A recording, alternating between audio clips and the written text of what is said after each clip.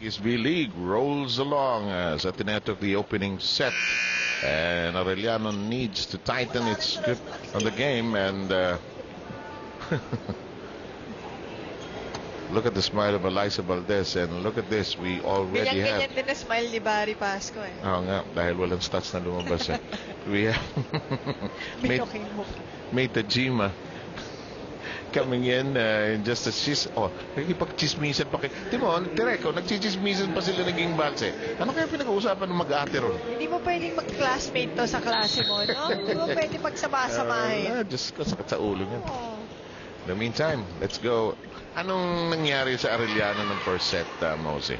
Well, I think sila Ging Balse were getting less touches, getting less sets. And Henson really played well. Pero yung blocking na Ateneo, surprisingly talaga na mga very consistent. Okay. Lagi natin napapansin ng Ateneo yung blocking nila. Pero in the first set, consistently there. The least known facet of their game, actually. Here's Valdez. Joust at the net. Balset jousting with Kainlet, and they recycle. Picked up by Ibiza. We've got an exchange of good digs.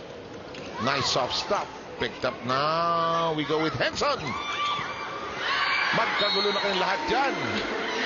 Si Jem Ferrer halos lumipad para lang makarating dun sa bola. Well, Arellano in the first set, had more attack points than Ateneo, having 13. Ateneo having only 11, pero sa blocking. Ang Ateneo having 3 blocks, ang Arellano having only 1. And Arellano just too much errors. 8 errors. Ang Ateneo, 1. Pero mo, 1 error lang in that first set. Ako may suggestion ako sa mga producers natin. Huwag lang best player of the game. Meron pa yung most popular player of the game. Panalo si May Tajima. Ang bibigay niyo mojos. Diba? Pag sumali ng binibining Pilipinas, what's your talent? Volleyball. Diba? Pero carry niya yung yung kumakain ng apoy. Sabi niya sa akin kanina, binugan niya kanta lang yung apoy. Akala ko may apoy na lalabas talaga kanina. Huwag naman. Maloka rin ito no? Ayan na. Ayan, galit ang serve. Here we go. Balse. Tama na yung happiness na yun. Too much smiling on the other side. Sabi niya, tama, let's wipe out that smile. Too much happiness kayo dyan. It is 2-3, however. If it's Fun Family Pizza, it's got to be Shakey's. You're watching the Shakey's V-League here on the GMA News TV channel. Glad you could join yours truly, Seth Sarmenta, Mosi Rovena, and Rina Villamor. Here's Bautista. Isog mangyapon. Medyo nasa ilalim siya ng bola. Si Nene hinahanap niya yung zone doon sa kabila na butas eh. Kaso masyadong malakas. Valdez will serve 4-2. Henson, steady. That was too low. Masyadong mabaga. Yes, that was too low. Kasi bumaba pa si Tikar eh. Kung open set yung binigay niya, kaya siguro yun. Salamagos 4 points, Henson with 3, Dakis having 5, Valdez with 4. Henson, top spin. Nagkagulo si Tikar at si Bautista. Timeout forthcoming, I can tell. Or at least a change in the lineup. Malapit na rin kasi ang technical timeout. Hindi na kukuha yan. Sayang. Why waste one? Tikar 8 excellent sets. Jem Ferrer with 15. Actually, it's our official outfit here in the Shakey's League. Salamagos gets that to go. But look, desperation by Dakis. Pwede. Sabi nila. Lazaro. Free ball. Salamagos. Fake. And Sagun getting that point in spite of 3 blockers coming from Ateneo. Ateneo trying to claim that there was a net touch actually. Minsan yan baka kayo pa may cost ng net touch dyan eh. But it is 3-6 as Donna Henson will serve. Hala. Lakas. Oo. Huli si Tejada. Kainlet tracks it down. Bautista whips it good. Dakis, Henson one-hander. Free ball forthcoming from Tikar. Ferrer,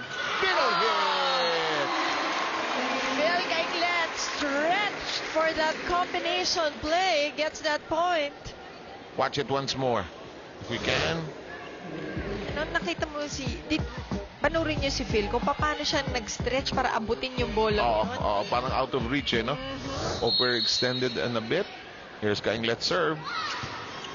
Ateneo's service just sailing down nicely actually on the front row. Huli si Dakis para labas. Ateneo at 8. Arellano at 3. Ateneo took the first set. Back in a moment. Just it seems like the Arellano team is showing more coldness in today's game for the reason that they are not showing fire in this match.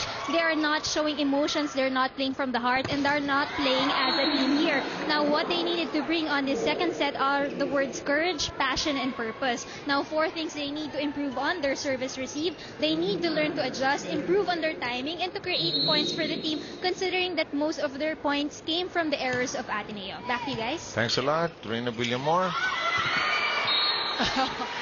Jem Ferrer, swerteng-swerte naman yun. Gumulong siya niya. Namaligmata ako doon. Nakala ko sumali na si Ferrer sa lineup ng Arellano dahil suot ni Ibiza. Halos pareho sila. What is it about May Tajima that gets this crowd? Huh? He just makes an entry, they go gaga over her. Yusok, nicely done. Salamagos. Salamagos really quick on that quick hit. Well, Arellano now 3 attack points. So has Ateneo.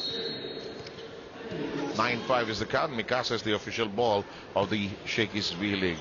First set going Ateneo's way, 25-18.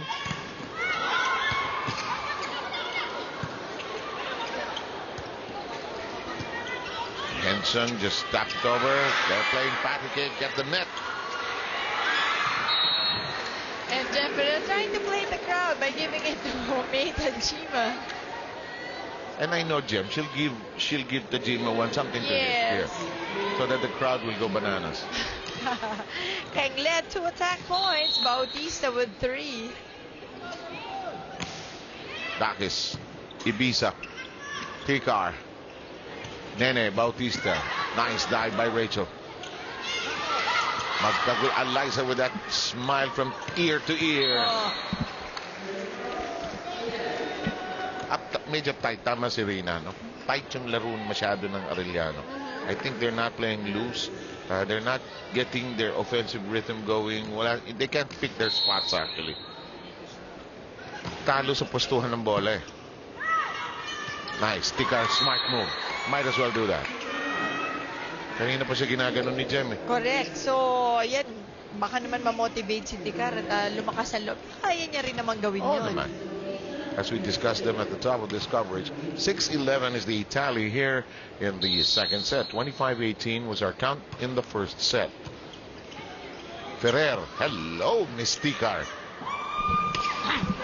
Balse, Dakis, exchanging heaves, and Ibiza ends up sprawled on the floor. But the Arellano University has 3 excellent serves. Ang Ateneo having 5. Shakey's for Fun Family Pizza. It's got to be Shakey's. Pag nagpunta ako Shakey's, hindi matatapos yun. Walang tigil yun. Never ending sarap. Never ending. Uy, galit yung Dana. Inayos pa yung headband.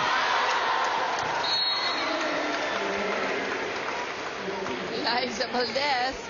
I like this game, you know why? Yung nandi-distribute yung bola very well. Yeah, I agree. Hindi natin nakikita na panig kay Eliza binibigay ni Jem. Instead, umiikot talaga yung opensa Just natin. trying to spread the butter all around, huh? Balse is red. Ateneo prepared for Balse. Ferrer. Huli. Tinaas ni May Tajima. Natatawa siya sa ginawa niya. Henson. Matawa kayong lahat. Sayang. Ganda ng angulo. Mali ang pitik. Oserios in for Henson. Well, Balse so far, partner, 4 attack points pa lang. Valdez with 5. Yun na hindi natin masyadong nakikitang naisiset kay Balse. Although tama ka rin doon sa point mo kanina na mukhang handang-handa yung depensa kay Ging. Yun, Basang-basa. Nice dig up by Valdez. Support roll. Phil was looking for the corner. Missed it. Si Phil masarap biruin sa warm-up. Isang cross-court. Cross-court. Isang down the line. Time the line. Isang open. Follow siya. Bait mo rin, ano? Sabi. Parang robot lang eh, no? Utusan. Phil, one of the more popular Ateneo players. Jem Ferrer goes to that sector of the floor to Kainlet. Pan, huli. Ibiza. Osorio. Ibiza fighting for life. Hello. Oh, Phil Kaiglet. Off-speed shot. Gets it.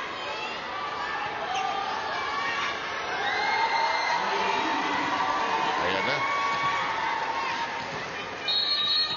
Contestant number 5. Yep.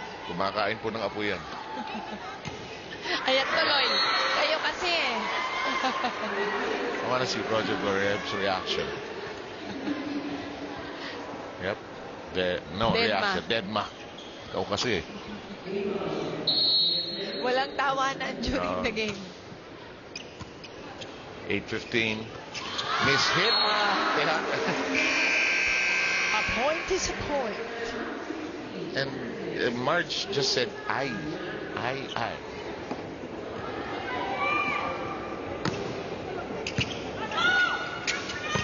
Huli! Defense of Ateneo airtight. Once again, yung blocking has really helped Ateneo in this game. Well, Ibiza, 4 digs, Lazaro with 3, reception. Ibiza having 2, Lazaro with 5. Roger Gorayev trying to shuffle his roster. He has the elevator on the floor. He already has Tan as well. That's Giselle Tan, the alternate setter. Picard. This is played out. Tan. Ella. The elevator. Oh, good defense by Valdez. Kaiglet, free ball. Combination play. Works well for Arellano. Sagon, Salomagos, Bautista, Ticard, Ging, Balsa, and Osorio on the floor. Sa Lady Chiefs. Up against Kainglet, Lazaro, Tejada, Ella, Jesus, Tan. That's a double block.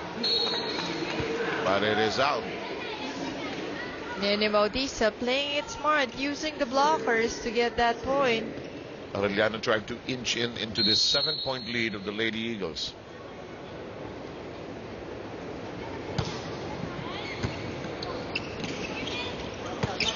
Tough act. The Cirque du Soleil move. Bautista, hulog, huli. Not enough juice on that push. Puro palad eh. Hindi Oo. daliri eh. Kapos na kapos. Pumasok man, nandun na yung blockers sa Ateneo. Kailangan talaga dulo ng daliri yan eh. Para mas may direction. More of the four Control, fingers that go together. Less Alam na alam mo, ha? Less palm and thumb. For outside of LaSalle, 4 interesting teams for the UAAP in the coming season, huh? Yep. All will track down LaSalle. Ilan na sila? 3 straight, ano?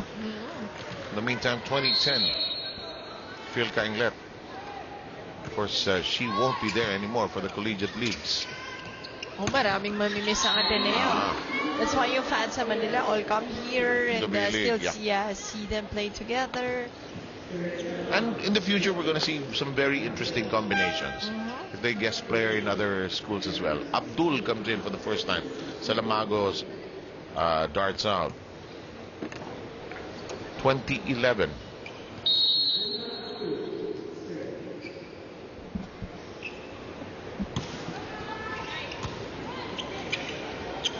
Tan. Kainglet. Balse. Got it. Ging Balse. A major, major shake-up yung Arellano lineup. Wala siyang makuha doon sa starters. Inalog ni coach yung kanyang lineup. Yan naman ang kailangan. Kanina pa dapat, di ba? That he will look for those. Minsan kasi may off Base talaga. You have to look for that combination that will work for you. Ateneo doing a good job of playing support underneath. Liza Valdez, back row hit. This is such a short lineup until May Tajima came in. Deserves a second look. And credit Sultan for that last play. Suddenly she'll be thrust into the limelight come the collegiate season because and Tejada jumping up and down like a Mexican jumping bean, as she missed that completely. Si Marge Tejada, all business yan eh. Bihirang tumawa. Takes it seriously, diba? He takes her game seriously. Scorer's table has a buzzer. There is a violation forthcoming.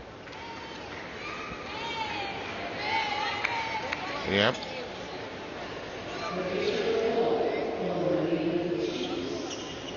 Sa dami ng balasa, nakalimutan yung rotation. Yan ang mahirap naman dyan. Yep.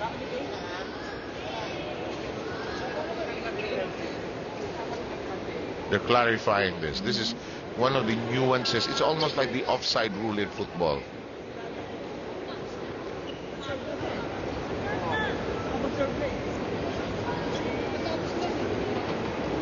Clarification between the official scorer. Who was supposed to serve.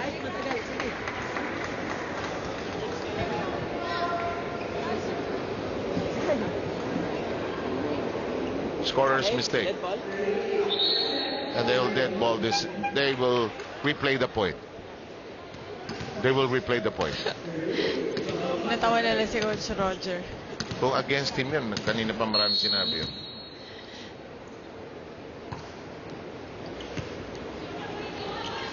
Tajima. Alam mo minsan sa coverage gawin natin Ian Laurel at Roger Guerrero. Diyos ko, ubus tayo ron. Ella. Siging Balse, napasigaw. Tan, with a kick and a toss. And a kick and a toss. Well done. Liza Valdez once again. Another point coming from the back row. And Yaneta comes in for her. Seeing more of the second stringers of Roger Guerrero here today. 22-13. It's a nice thing that he can extend his lineup. On the other hand, Arellano with Coach Opiter, they're really looking for a combination that'll get something going for them. Pareho silang nagpapalit-palit at this point. Ella kept it in play. Laneta getting the point. I love it when the starters cheer for the second stringers when the second stringers get their points. I like that in any sport. Henson is backhand pulling out Osorio. Ang natuwa doon sa last play na yun nung naka-score si Llaneta, si Phil Cainglet. Pero sila nagpapatayan sa practice. Nice. Oh my goodness. Yun ang kailangan. It deserves a second look. I am not a superwoman. O yung slow mo, ha? Gising ka dyan kasi yung Henson mamaya huliin mo yan. Grabe naman yung palong yun. Ay, nako. Diyos ko. Yan ang huwag mo i-slow mo. Ikaw talaga, Sep? Gagalit sa'yo yung mga tao rito. Gusto nila, i-slow mo ninyo. Gusto nga nila i-slow mo yun. Kahit anong gawin ni Mita Jima, no? Kahit maglakad lang from the bench, gusto nila yun. Babawiin niya yan. Nicely shot. Nice down the line. That's right. Beautiful down the line hit.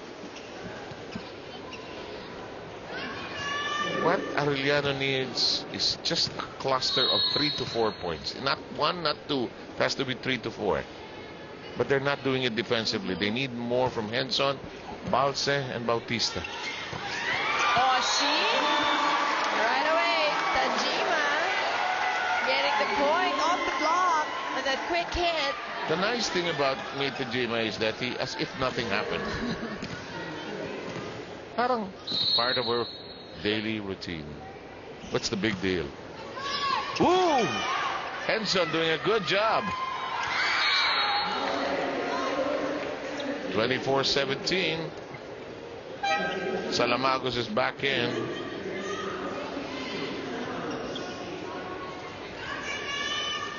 And Abdul is out.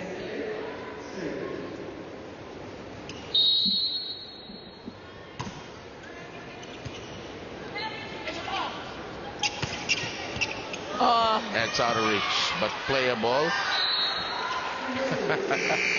Kala ko yung ating utility dun maaapakan. 25-17, second set going the way of the Lady Eagles. First set going the way of the Lady Eagles again. Actually, with 25-18 as our count. Back to the third set, just after our shaken play.